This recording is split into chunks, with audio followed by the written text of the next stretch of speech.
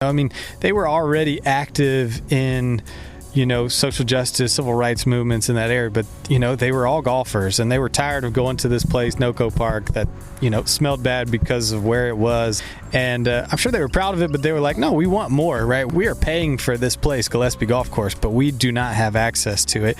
And so they decided to do something about it, right? So December 7th, they came out, they put their 75 cents per player down on the counter, right?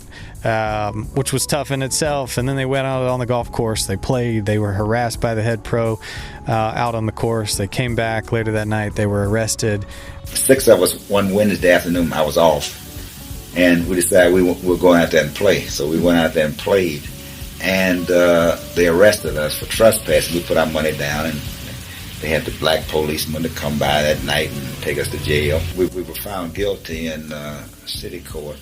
And in the meantime, we went into federal court and got a declaratory judgment. And the federal judge was Johnson J. Hayes. And he said that anybody who pays taxes and has to go out and fight for this country, he ought to be able to enjoy the recreational facilities provided by the city.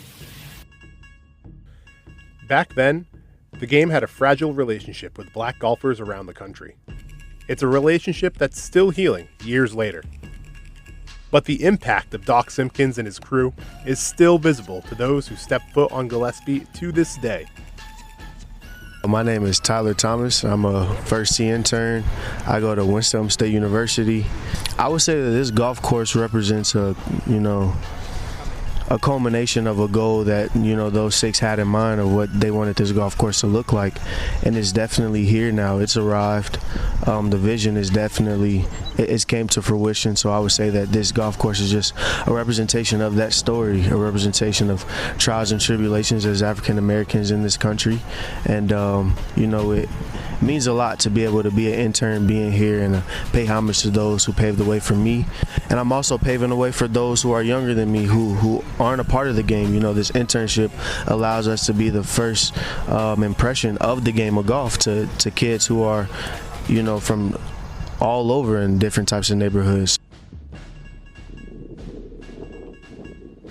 I think I might have a different history from anybody else because, unfortunately, I never got to meet my great-grandfather, but he played golf, and at the time, because of the color of his skin, he couldn't go professional with it. But like I said, I never got to meet him, but I use that as I would say, a chip on my shoulder as motivation now, because I get reminded a lot by my Meemaw and my dad how much I get reminded of him, or how much I remind them of him through me just playing golf, and how proud he would be of me.